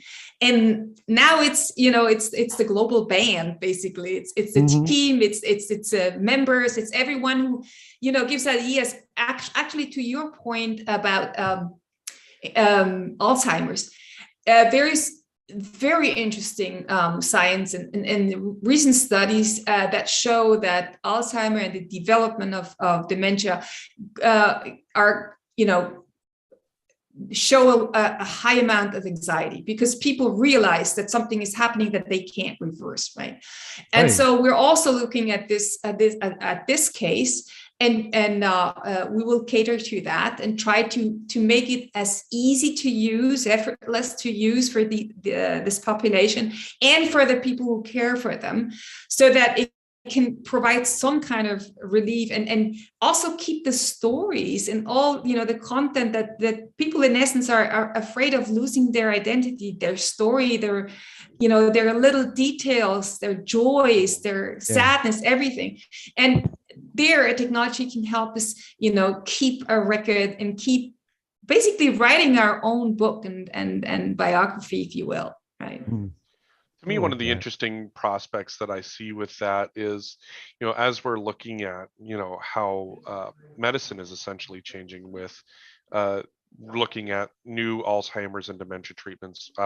I would say that probably within the next couple of years, you know, if not sooner, we'll be looking at, you know, vaccinations for Alzheimer's. And I'm curious to see, I'll be curious to see personally, like what that anxiety looks like in terms of, well, here's this thing that could help stop this, or here's this thing, you know, and see what that registers like for people who, you know, say get treatment versus don't get treatment, for people who get vaccinated versus earlier, don't. Right? Exactly. And so like from a data perspective, it feels like yet another tool that could be used in on these mass scales to help other people understand, you know, especially help doctors understand. It's like, look, you know, if you're, you know, what we're seeing in information out in the wild is that people have this general increase in anxiety as they move towards an Alzheimer's or dementia diagnosis or pre-Alzheimer's especially. But then as we talk about treatments and what we've seen is as people do treatments, you know, things like that, and you can just track and watch how that changes or doesn't work, right? Or doesn't work. Yes, exactly. Yes. And that gives, you know, oftentimes, like, you know, especially as a data person, as a scientist, there's so much that we can learn from something not working. And it's like, oh, that did not work. Cool. Right, okay. How do we change that? How do we fix that? And here you have so many different data vectors that the answer might already actually be in there. And so now you get to refine the question. Yes, and not only that, you know, we might agree that one of the most valuable assets that we have is time. And people who have this, you know, Alzheimer condition and know that it's going there, time becomes super you know, precious. And if we can help them have insights and act upon that earlier and faster and more, you know, efficiently, isn't that a gift that we should give them, right? And the people around them too. So I have a very close relative who's in a very severe depression, and he wasn't even able to you know, to really work with the app because he was in such a bad situation. Right. Yes, and his girlfriend, you know, she picked it up and she did it for him. And you know, once he, you know, he had a very deep moment, and once he got better, he told me about it, and he said, you know, I couldn't even, you know, open the app, but she did, and he was able to dictate and speak to it, and I think it's about those little moments where people feel like everyone has left them or everything is going wrong, and you know, no therapist is going to run to him in that 2 days. Right. That's when I was really happy to have, you know, co-built this app so that it could provide an opportunity for his girlfriend, who's obviously very, very in pain and trying to do something. And so she had a purpose and he had relief. And it's two completely human, aspects, but enabled by technology. And if we can do that at a larger scale, whoever it's going to serve at some point, that would be the mission. I'm just curious. I'm sorry. Is Luna here? I see a wanted to little phone there. I see a Right. little phone Yeah. there. Okay, I didn't want to. We were talking about people that feel isolated and alone, and I was like, I never really properly introduced Luna because I wasn't sure if she was here. Where is she? Hey, Luna. So, hi, Luna. Can If you you, not hear me? oh, there she is. Hi, Luna. I'm sorry. Hi. We can hear you now. Oh, yay. Luna was in one of our other episodes, and so she's one of my favorite people, and we connect on Twitter all the time, and we talk about mental health and spirituality. So I did want to bring her in to have her say, because she had this thought about technology we use too much, that maybe technology is in fact causing anxiety. Yeah. So When what do you it's think? abused, it's What do you think of the conversation so far? Give us your thoughts. You got any comments, questions? well, yes, actually, in the comments in the video, I already said this is a good idea because I know people like me, we use social media as a soundboard for our thoughts no matter how we're feeling. So having an option to have privacy and not kind of like tell the whole world, hey, we're having a manic episode, that sounds amazing to me. Wow. Yeah. So like saying it first and realizing it's crazy before you put it on social media and somebody tells you it is. Or nobody tells you and just leaves you on this island alone for you to figure it out. And you're like, damn, I'm in, you I'm a little panicked today. And you go through your tweets and you're just deleting everything and you're just like, okay. There's an app for that.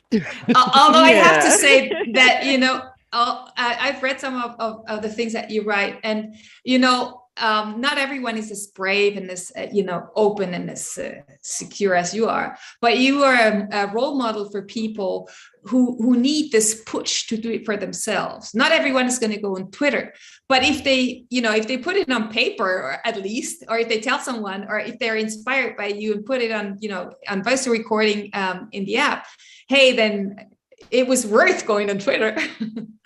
That's Right, true. yeah. Love that. Sorry.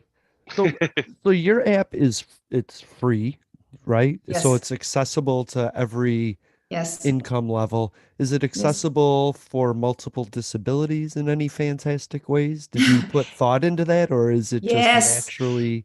Okay. No, it was Yay. very important for us that even the very first version that was very raw, and you probably know this, the saying that if you're not ashamed of your first version that you launched too late. It was that kind of version, but it has always been accessible to the visually impaired. So it was really difficult. You start to understand what a person who can't see goes through once you have to program something like that. Sure. It's crazy. These people are wizards. How they navigate an app, and we even got feedback from a blind high school girl who's kind of telling us a few things. That's for sure. That's done.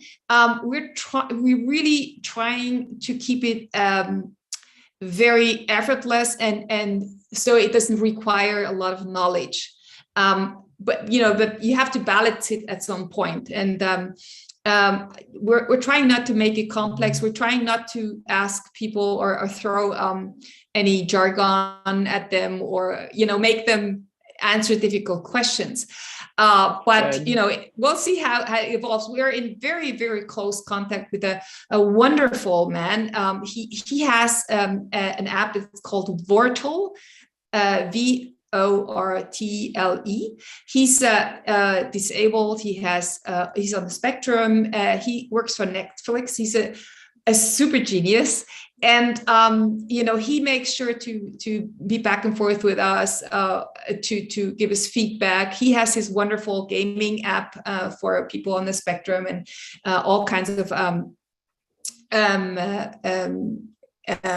conditions that work well with his approach. So we're constantly talking to people from very different fields, also culturally very different fields, although we're in the US, right? And that keeps us on the toes. Yeah. Wow, I never thought about culture. Oh, yes. Oh, I'm Latino, so I can tell you it's a difference even in the United States. Yeah. And also, yesterday we launched the Ukrainian version. It's really kind of overnight work, because we have people in Ukraine working for us, and man, how shall I say? It's all of a sudden so close, and one of them said, "What if we could provide it to the other guys here?" And I said, "Yeah, but how?" Well, I'm going to stay up and then translate it. And I said, "Okay, go ahead, do it." Do it, because man, I hope, and I still don't know if it's going to be exactly culturally in a way that they need it, but the Ukrainians in our team are going to make sure that they build it the right way, and it's a tiny little drop that we can hopefully contribute. And so let's see, because I did wonder if you knew the anxiety levels of the people in Russia right now. if we could some way find out if they are really opposed to this, or they're really I not. wish we can't currently see it, but it's a good idea. My heart goes out to everyone suffering in Russia and Ukraine, all these brave people, speaking up.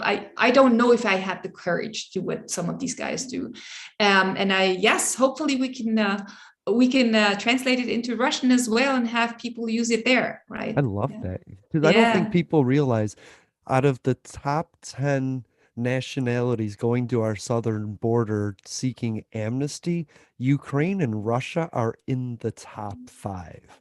Are you serious? Like, we think about Honduras and El Salvador, those are the top ones, and Haiti's a big one. But Russia, people are going to Cancun and then coming to our southern border. And I like this. Oh, wow. I like that. I like knowing that.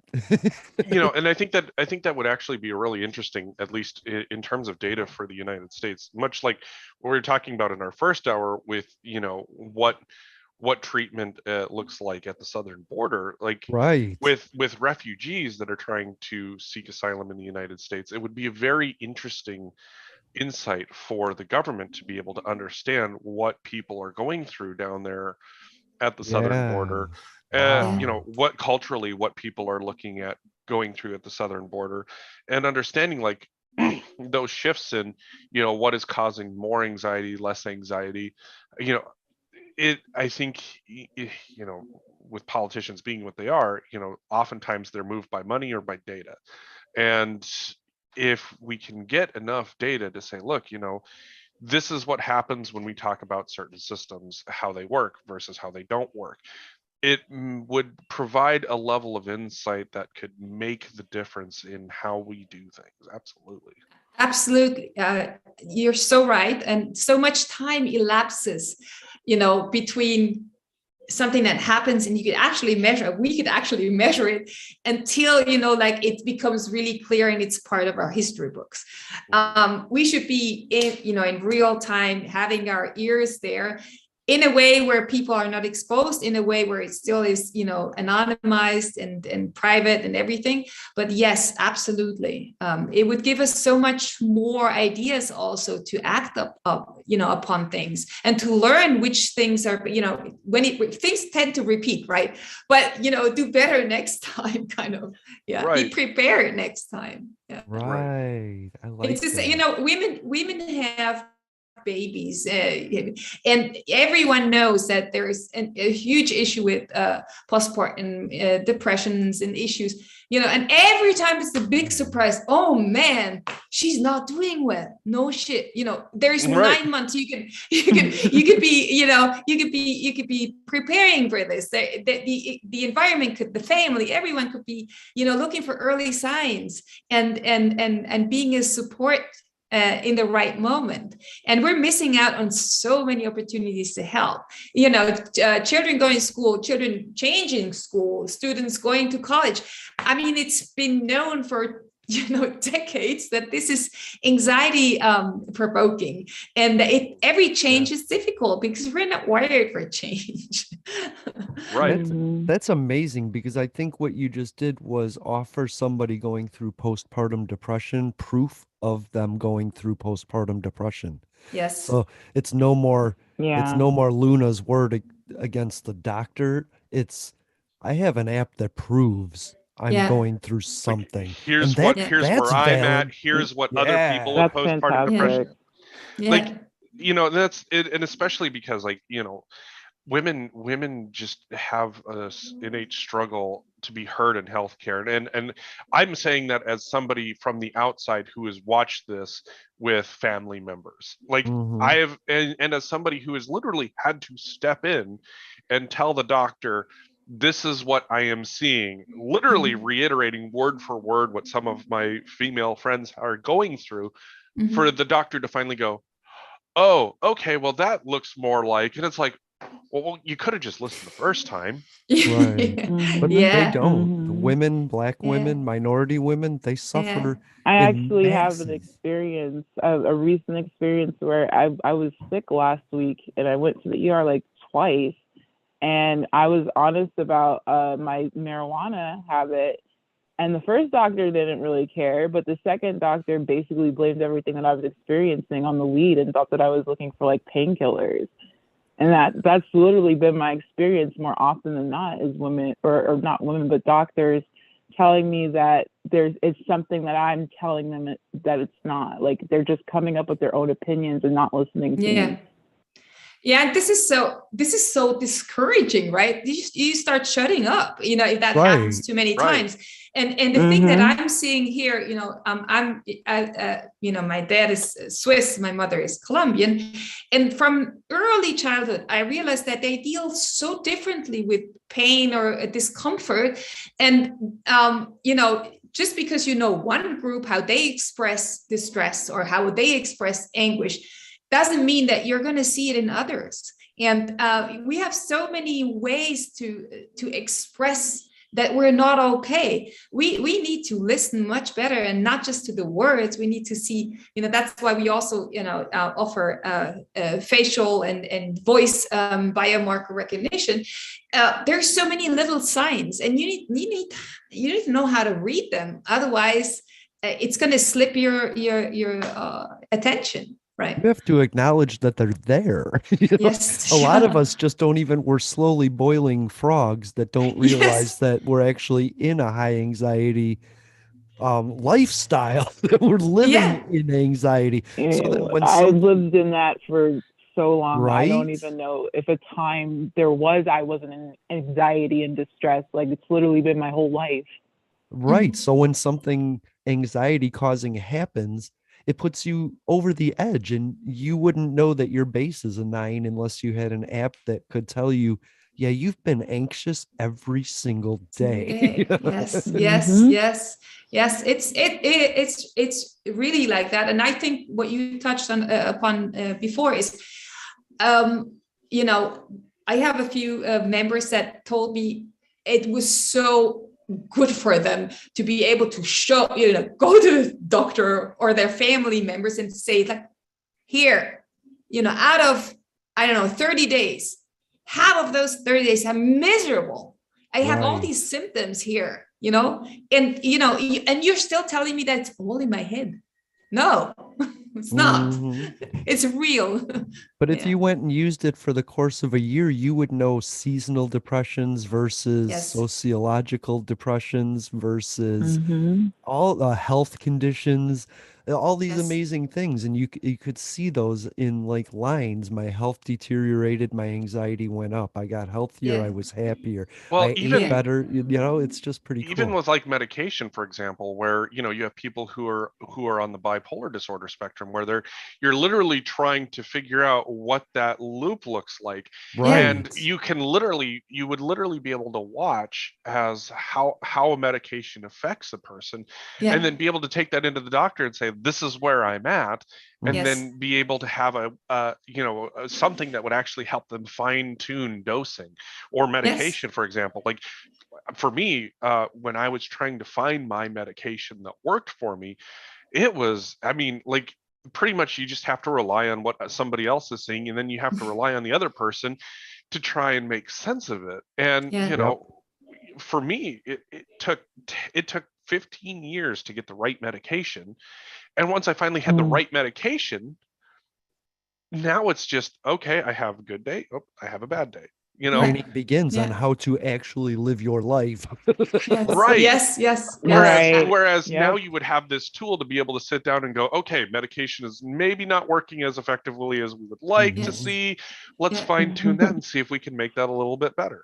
Yeah. And also, it's all about empowerment, because in like if in the Latino community, some of the ladies, when they go to the doctor, it's like he's a half god, right? And so everything he says is right, and they Right. don't feel Yeah. on eye level. But if you have data and real your own data, you can quickly be on the same page, and you can speak on eye level. It's not this god telling you something. It's you're Yeah. sharing your data that you collected, and that you want to be taken into consideration when you're going to be doing a treatment, and committing to something. Because a Right. lot of it, and you all know that, is about buy-in, commitment, and having kind of a goal to work towards. It's not once a week the Dr. God tells me what to do. No, Right. there's so much you can do in between sessions, and you're heard, and you can be part of the decision process, right? Yeah. Especially those long periods of time. Like if you live where I do and you don't have the best insurance, you have to wait a long time in between visits for doctors sometimes. If you miss an appointment, you got to wait like 3 or 4 weeks to get a new Oh my God. one. Right. And Wow. then when you get there, it's like taking your car to the mechanic. You don't have proof that what's Yeah. going on is going Exactly. on, Yeah. you know? Right. Yeah, and it's difficult to put, like tell all the stories that happen and everything, and then have them prioritized and ranked and everything, right? What you want to Right. have is like looking at the same dashboard and say, okay, now we need to talk about this, and then we cater to this, and then we make a plan, and we're in a team, and let's do this, right? It's We hard enough. acknowledge it. We acknowledge it's Yeah, happening, and we have proof yeah, of it right there. yeah, yeah. Right. I mean, Mhm. it's really hard enough what people go through. All of us, it is sometimes hard enough. So we don't need to make it more difficult and more complicated, right? Mhm. Right. We don't have to blame the people. Right. What I think is amazing is, and depression and anxiety hurts the people that are there around you to protect you or keep you safe, or that want to be there for you. We push them away. That's what anxiety and depression does. So Mhm. Yes. having an Mhm. outlet to where you can say something, say something until it sounds reasonable Yeah. is really Yes. nice, you know? Yes. Yeah. Yeah. Yeah. That's true. One of Yeah. the interesting applications that, especially as like right now, as a country, we talk about, trans people in athletics, in sports, in Hmm. daily life, what gender identity looks like.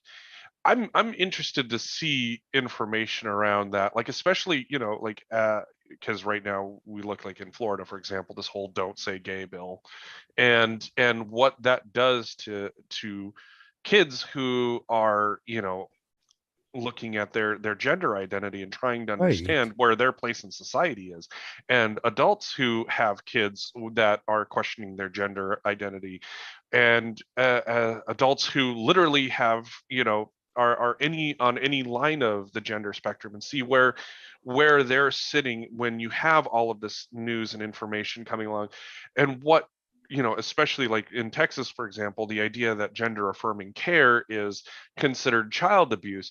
If you could take that data, and if that data shows that you have a kid that is happier and healthier, how is it considered child abuse if you have all of these markers that point to this kid is actually in a better position because Mhm. of the treatment that they're receiving? I'm interested to see, have you guys discussed this possibility at all? Not yet. To be honest, this is a very, very, very good idea. We haven't. I know that we have quite a number of people from like from the LGBT community. LGBT community. Sorry, yes. No, you have a great combination of accents. If you can't,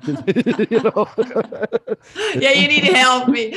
Right. So for them, it's really about having a safe space where it's Right. only about them, where they're not having to defend anything, where they're not Right. having to, make sure they're not in a role. They can stick their head up and say, yes. "Is there anyone else like me?" and not get shot. Yes, Yeah. and they Right. just come to terms with themselves and with there's so much going on, right? And that's why they like to use the app. But your idea is amazing. I'm going to take this back to the team, and this is definitely something we need to look at, especially because it's it really has an impact on that community, and politics is like they feel like, this is anecdotal, they feel like they wake up to new bad news basically every week, and Right. and Right. they have like no say, and all they can do is like go to the Survive. streets or Yeah. make their voices heard. But that takes so much energy. None of us goes to the streets every week for something that we think we deserve. We do that maybe a few times a year, but that's it. They feel like they have to literally live on the streets and always be holding this, always be pointing to what is their right. And that's just exhausting next to everything Absolutely. else. Yeah. And and especially the conversation of whether or not kids are going to be taken away from their parents because the government says what they're doing is child abuse, when the child feels very clearly differently that it's not. Like, this is one of those things where, like, for me, the health of a person's mind is so important. Knowing that the health of my mind caused me so many problems for a long time. And who are we to decide when a person is healthy based on government policy, when we could have actual data that says, no, gender affirming care, gender affirming surgeries, gender affirming mental health care is all part of this spectrum that can help a person improve their mental well-being. And then when a government comes to us and says, no, this is bad, we literally have data that can sit down and say, no, this is not actually. This is actually very important. And we have a bunch of research out there that from different psychiatrists, psychologists, any number of things. But if you were to actually take real live tracking information, and every single time one of these bans pops up, you can literally say, nope, this has been harmful, this has been harmful, this has been harmful. Yes. And every time you see news pop up about people getting gender rights, you can watch, this has been helpful, this has been helpful, this has been helpful.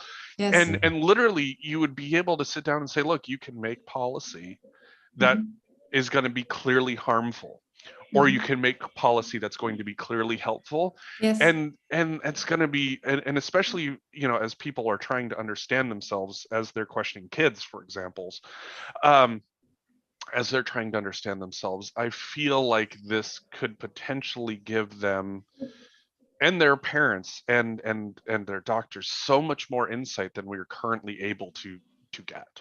Yes, there's so much opportunity in this. I see so much lost productivity in always trying to bang the same drum and think the same way, where we know that everything that's a little different or diverse is going to enrich us. It's never been the other way. Right. And in all levels of society, not seeing that opportunity that we have all these wonderful species and wonderful people around us is tragic. It's stupid, really. It really is. Yeah. And especially when we have the chance to help people get themselves on a mentally healthy track earlier in life. Like it took me like I said, starting in high school, it took me 15 years to get to the point where, medically I was healthy, and then really start to dive into the work years after that. But why, if we're able to cut that off earlier and do that for any number of things, that just seems like a giant win across the board. Yes, especially knowing, data shows that 50% of the mental health disorders onset is before age 14 and 75% before age 25, I believe, 24, 25. Wow. So we even know when we have to do something. It's like before a child or a student hits 25, we got to be there. We got to have some track record. We have to have data, and it's everyone. It's not those, it's everyone. And if you're lucky and nothing happens in your life, fine, you can trash the data, or or you can use it to see, hey, thank you, I'm so grateful, everything went well. But there's adopt me. Yes, there's no reason to not focus on, and we're very focused on young people because we see so much opportunity to empower them and also to have our eyes on them. They're our future, really.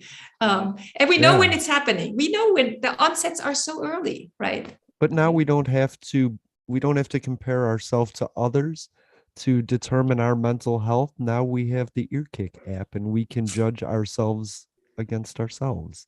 And that's the total difference, because nobody is like us except us.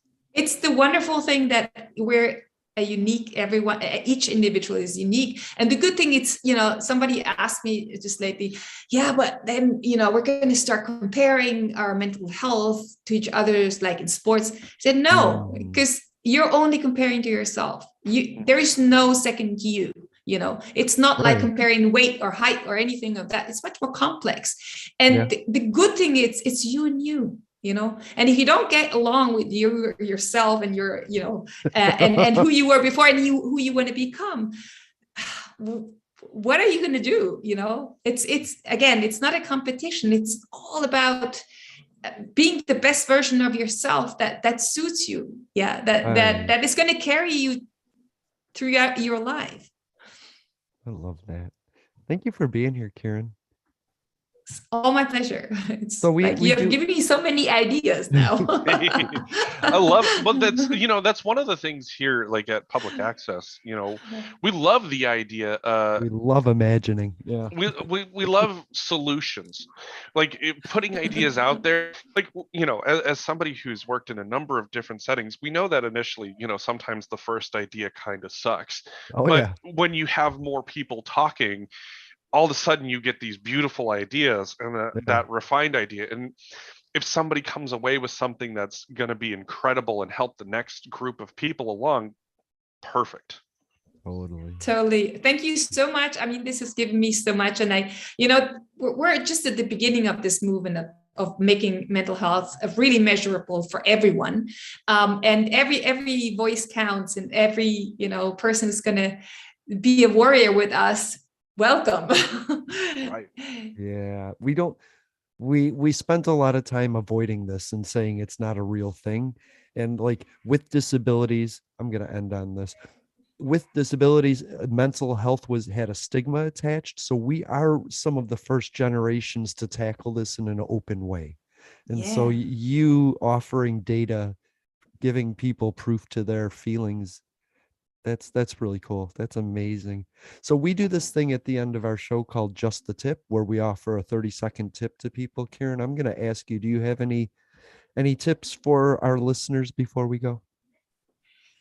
Well, stay massively curious. Curious about yourself, the inner, your outer self, curious about the people to your right and to your left, and curious about what happens on the horizon. And it'll carry you, right? You'll find the tools. If you stay curious, you'll find the tools to live a very, very happy life. You're creating one of those tools. How about you, Luna? Do you have any tips before we go? I'm sorry, Luna, do you have any tips before we go? Jeffrey, do you have any tips before we go?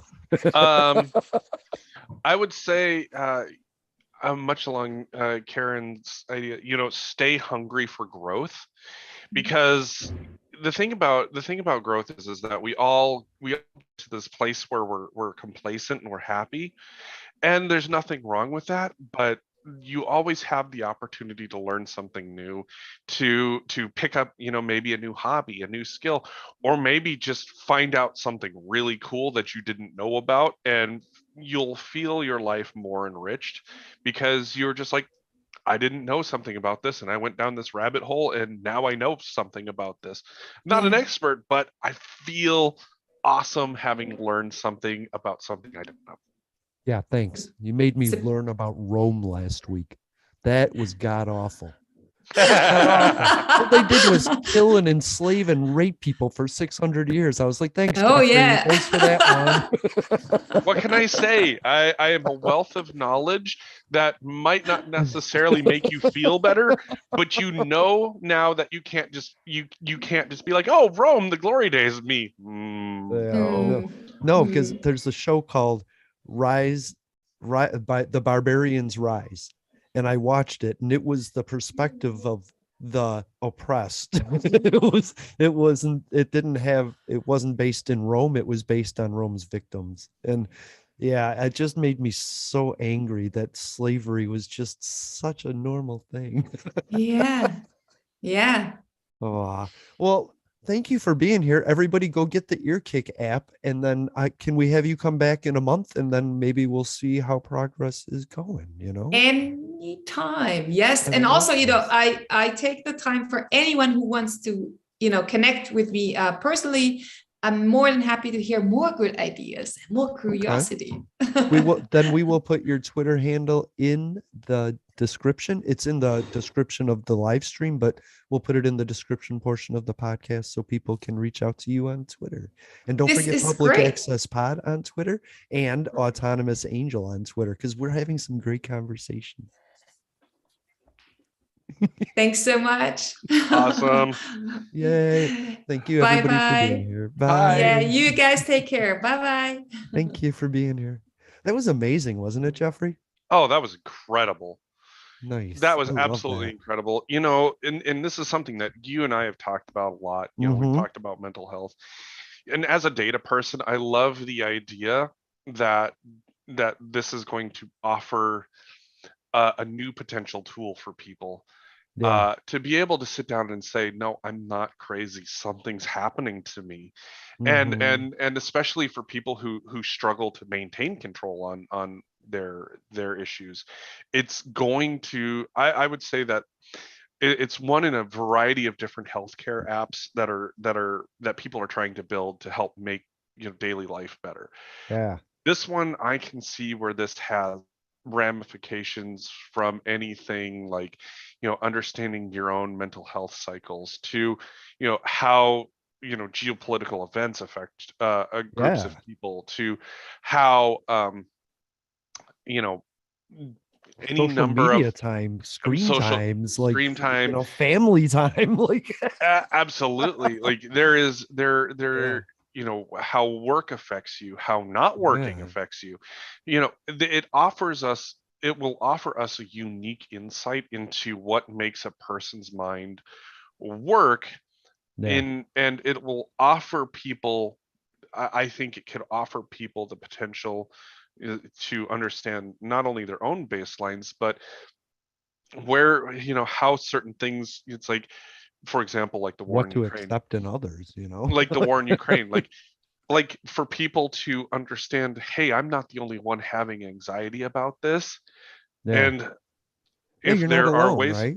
exactly, and that's oftentimes, like, especially as somebody with depression, I've oftentimes felt that it's like I'm the only one that is suffering with depression. Like, logically, I know Mhm. that's not true, but That's what your brain being tells you. That's what my brain tells exactly, me. Yeah. exactly, but then being able to see and stack that up against other people, if it's like, oh wait, I'm not the Oh, only one who feels that way, right. like, and Or it gives yeah, you people are avenues to work. avoiding me. Why are they avoiding me? Well, because I was a giant dick at the at the wrong time. You know what I mean? Like what I love is the fact that it's not collecting them and tracking my data. And so it's private. It allows me to be private without Facebook selling that to some Egyptian king for nefarious purposes. Yeah, Ah, and I do like that. I think, and especially, like, I think there's going to be some interesting outcomes with that data, like, for example, whether or not, HIPAA will apply to it. I don't think that it will, because it's, voluntarily given information. And I think that's one thing that people need to understand, like the difference between HIPAA and information that you volunteer. So, like, HIPAA's not, I don't believe HIPAA is going to apply to anything like this. This is not this is not something that's been built, that's dedicated to a healthcare industry. It's kind of like how a lot of these other sites, like, for example, any of them that deal with weight loss, that kind of information isn't private either, if you're volunteering it. Whereas, information discussed between you and a doctor, on the other hand, is absolutely private, and that can't go anywhere. And the approach of not allowing that data to go anywhere, or being able to unshare that data, is absolutely important. And especially, especially if it stays anonymized, I really do think that the app has a chance to grow into, not, just a number of different possibilities to be able to help people get healthy mentally, number one, and number two, understand themselves and what affects them. One of the things that we kind of touched right. on, and one of the things that, news, social media, all of those things, I am sure that what we'll be able to understand is that this shit gives us anxiety. But then the question is, what happens if we turn it off? Does Yeah. our anxiety go down? Do we get more anxious because we don't know everything? We've lived in a unique time period where social media has been very prevalent in our lives for the last, 15, 20 years. Now, what happens if you shut that off because you Yeah. find out that it's giving you anxiety? Does your anxiety get better or worse? Hmm. We've got studies that say, people who disconnect from stuff like that get better. Now, the question would be, can we see that information in real time? That, to Right. me, would be curious. And It's neat. there's, oh, it's so cool. Yeah, I'm so glad Kieran reached out. I'm so glad that I Absolutely. didn't butcher her name. Honestly, Jeffrey, I did a U. I didn't research your kick or anything ahead of time. I was just like, and I was like, maybe we'll give her 15, 20 minutes and see how it goes. It's just an app, but yeah, that's really cool. I'm glad. To me, I'm it's glad. like, I like, there's a reason why I like going in cold on certain things. and Uh-huh. and the reason is because, if I go in with a certain set of questions, it's hard to, like, get them talking and get them excited about Yeah. their Yeah. about their thing first. So if I can get them excited, and then I can, like, start to ask some really tough questions and Right. ask if they've considered a certain number of things, then, I've got them up on that excitement, and I'm going to get a real answer out of them, not something Yeah. that's been research planned, and oh yeah, no, so the way that we handle, like, people offer information when they're excited, and Right. when they are happy to talk to you about something, they're going to be happy to talk to you about, any number of questions you ask. By nature, people want to be helpful. You'll find that out about a lot of people. So when you get them excited, they really want to be helpful. and Yeah. and you know Karen did something that I absolutely loved, as a scientist, is, when I'm asking about if they've considered, getting, tracking information, getting information on, gender identity and Hmm. LGBTQ identity. I said, no, we haven't considered that. To me, that's fantastic that they are willing to sit down and say, no, we didn't think about that, and I'm gonna go back to the team and talk about that, Right. because that is important. And being able to acknowledge that, because let's be realistic, as scientists, a lot of the times we get locked into our own head and our own ideas, and until we sit down with somebody else and get really excited about something, Yeah. and all of a sudden hear something, we don't necessarily think about these things that we don't know or we didn't look at. And to acknowledge that, hey, we've got these members on our team, Yeah. I need to go back and talk to them. Plus, I it will be sucks in. when you build something and then some group is like, "You left us out." Right, As a blind exactly. person, I was ready to be like, "Oh, so you're not accessible at all, huh?" And she's like, We specified to the visually impaired." And I was like, that's cool." And that's the thing is like, it being a general mental wellness app is, the more avenues that you have to Mm, pursue, the better it's going to be. The more, I think, the more use you might find different uses. Like, for example, I always like to go back to Instagram. Instagram used to be a game, and now it's a picture sharing app. sure. Everything changes, and perhaps maybe, what their initial idea is versus what it becomes is something entirely different. Or maybe it's an app that just continues to grow and expand and offer multiple avenues. Like, I'm excited to the fact that she's not willing to just limit herself to the original idea. Right. The And I knowledge think, of the group with no outside influences at all. I right. love the ability to influence somebody that's going to influence the population of the planet, you know? Mhm. And I am looking forward to what that looks like and what's to come. Yeah. So I hope we get her back every month so that we can just have this. It's just important to have a mental health conversation in a proactive, solution based way. And that's what we do at Public Access America. We are a podcast that advocates. Find us on Spotify, Apple, TuneIn Radio, Google Play, Player FM, the Stitcher Smart Radio app for our disabled people. Listen on Audible, Victor Reader, or even ask your smart device to play the latest episode of Public Access America. And we will be there twice a week, every week. Love you, Jeffrey. Thank you. Love you too. Luna, I think we lost Luna. maybe. All right. Anyway, I love you, Jeffrey.